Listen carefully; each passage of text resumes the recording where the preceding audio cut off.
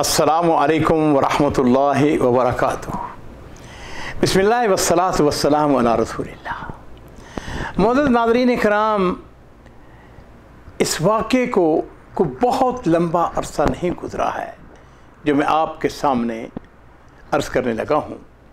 Doctor ईसा मरज़ूकी ये शाम का रहने वाला था, दमिश्क के एक हॉस्पिटल में काम करता था।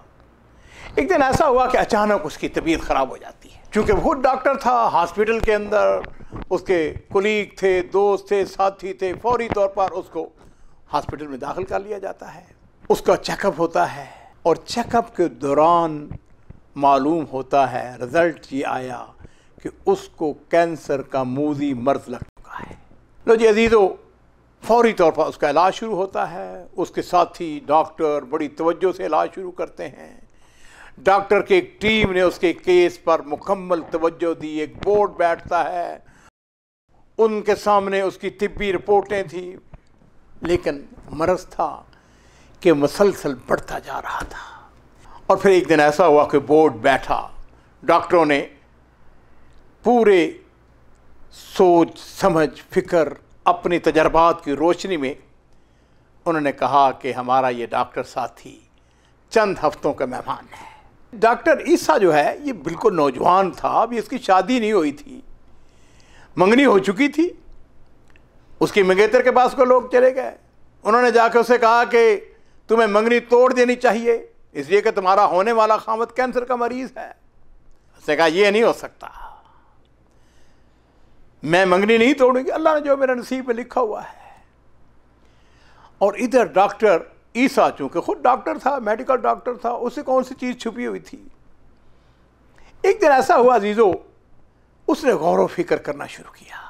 उसके सामने नबी करीम सल्लल्लाहु अलैहि वसल्लम की हदीस आ जाती है कि जिसमें आपने इरशाद फरमाया कि दावू मर्ज़ाकुम बिस्सदक़ा, अपने मरीज़ों का इलाज सदक़े से करो।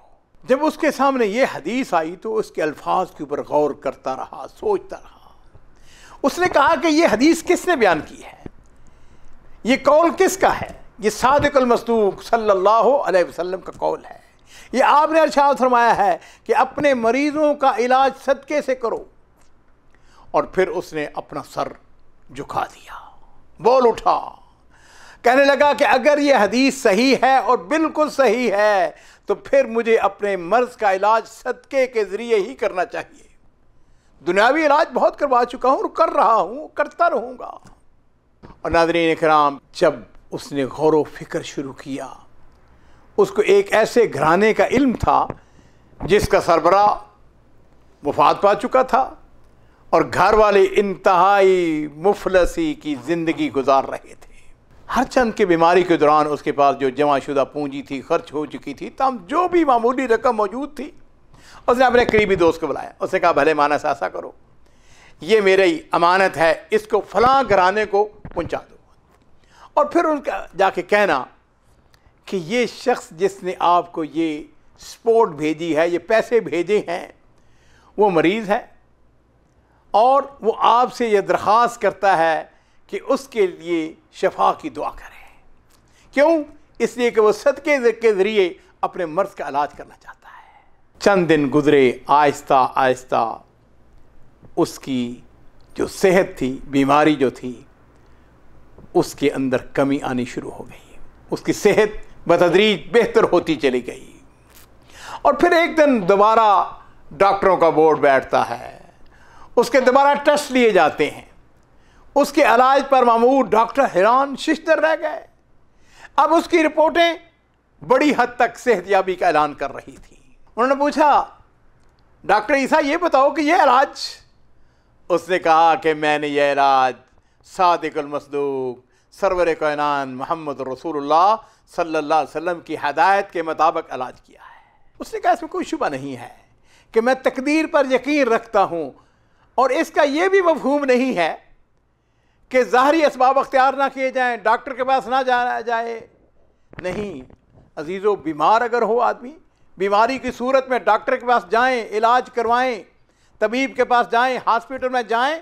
लेकिन जहाँ तक इस हदीस का ताल्लुक है, ये हदीस बिल्कुल दुरुस्त है, इसलिए कि बिलाशुबा एक ऐसी ज़ात भी मौजूद है जो बग़ैर किसी दवा के बीमारों को सेहत अता करती है। नाज़रीन किराम, मुझे इस मौके पर अपने बचपन की ये बात याद आती है। आज से 60-65 साल पुरानी, हम छोटे छोटे होते थे तो हम में से अगर किसी को कोई बुखार हो जाता या तबीयत ख़राब होती तो हमारी वालदा मोहतरमा 1 पैसे का 2 पैसे का वो हमें कहती कि ये ले जाओ और जाके दुकान से तेल लेकर मस्जिद में जाके डाल दो।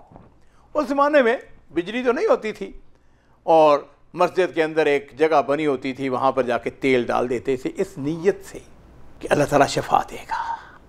नाज़रीन इकराम, मैं आज भी ये बात कहूँगा, हर घर के अंदर बीमार है, हर घर के अंदर ये मसाइल मौजूद हैं।